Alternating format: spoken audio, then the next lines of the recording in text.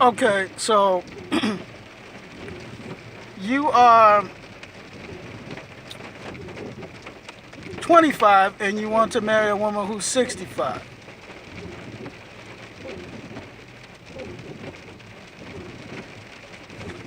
Oh, I'm sorry. I lost track. Um, the funny thing about it is, it's possible that that could work under a few conditions.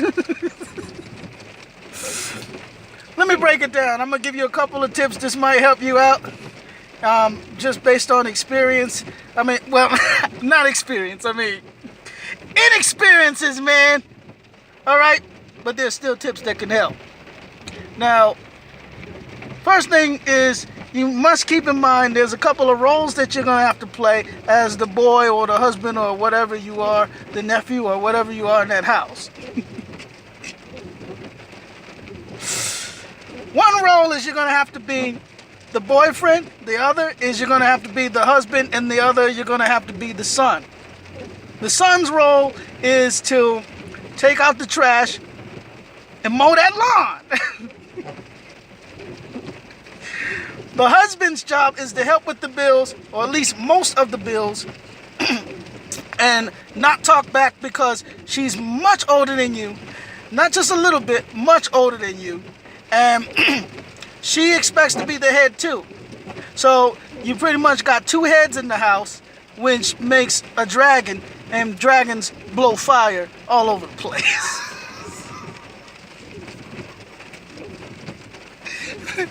If you can put up with a dragon, then this might be the thing for you. Now, the other job is the boyfriend. The boyfriend's job is to open and close the car door, hold hands while driving, let her tell you which way to drive. In other words, you're not going to be able to take any shortcuts that you know of because she's going to tell you turn left, turn right. And you're going to have to be able to put up with her driving from the passenger seat and you holding the wheel. Boyfriend.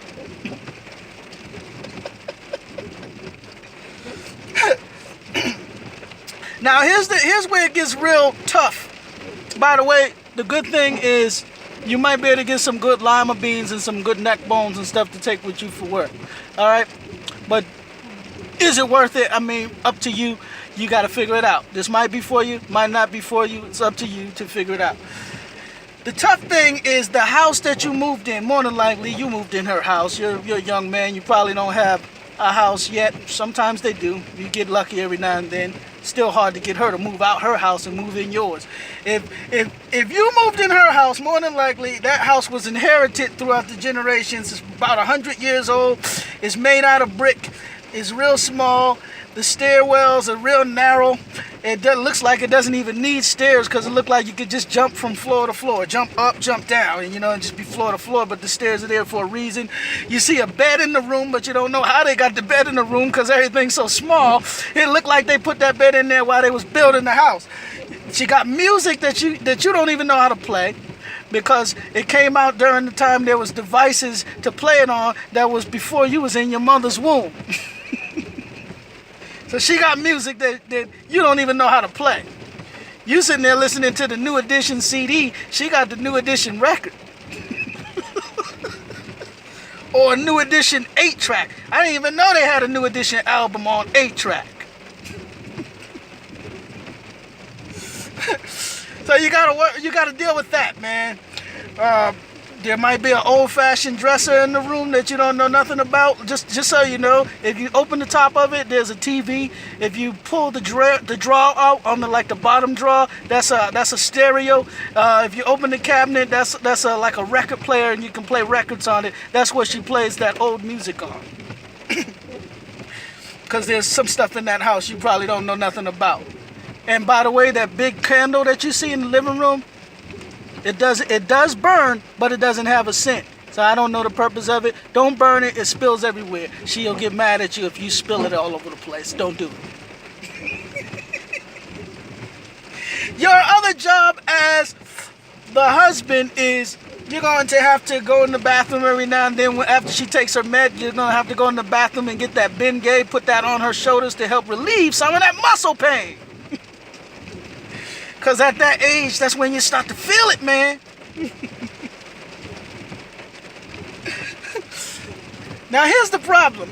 Since you're that young, you probably still like to hang out with the boys every now and then, go here and there, movies, whatever, party, whatever. Just keep this in mind. After 9 o'clock, she goes to sleep. So she goes to sleep before you go to sleep. You're in an old-fashioned house. Most of these houses that were 100 years old, they have locks on the inside as well as the outside. So once she takes her meds, she locks the outside of the house and she locks the inside of the house. So she locks you in. And you're not gonna be able to go nowhere after 9 o'clock. So she's locked you in. She's hid those keys somewhere. It's probably in her pocketbook or underneath her bingo bag, underneath some of those bingo dabbers or something. And you're not going to be able to find the key and sneak out the house. The only way out is you're going to have to probably climb up that chimney, jump off that roof, and land in that car.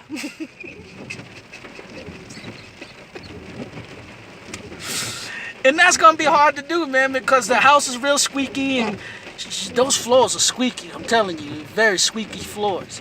And if she hears any squeaking, she's more than likely, she's going to get up, she's going to open one eye, she's going to be right there, and she's going to act like she didn't take no meds, and she's going to be right there. If you're trying to leave the house after 9 o'clock, and you over there by the chimney trying to climb up the chimney, she'll be right there with that broom ready to hit you upside your head. You ain't going nowhere.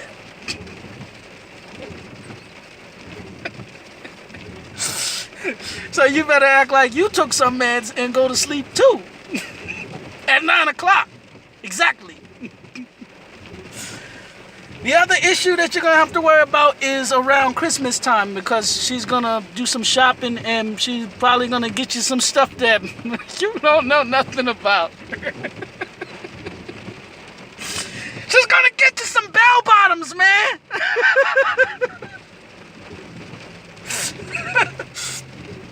And just so you know, usually when a woman is at that age, she's not impressed with all the newer stuff. She likes older stuff.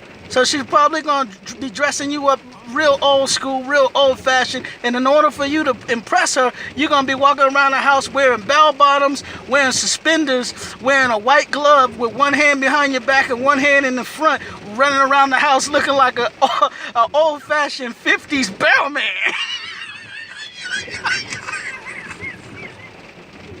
Sorry. Pardon me, ma'am. May I take that for you? It is my good pleasure.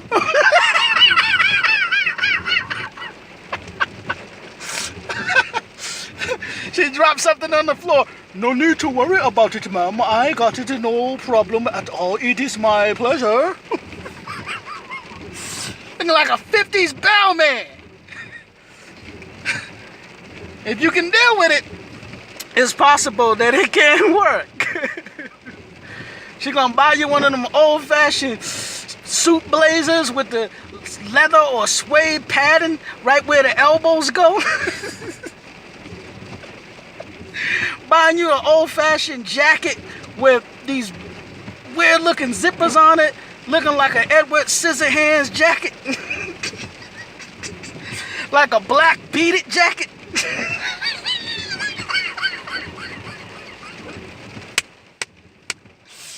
Like a black Michael Jackson beat it jacket, man.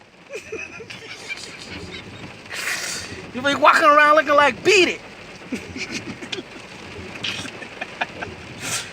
But with a black jacket instead of red. Wearing pants with one zipper on it. One pocket, one zipper. And a pocket so small that you can't even fit a quarter inside it. You don't even know what the purpose of the pocket is for. But that's the kind of stuff she like. If you don't wear that, you don't impress her. So if you can put up with that, and if you can put up with a dragon in the house, by there being two heads and everyone blowing fire, good luck. Put that ring on her finger.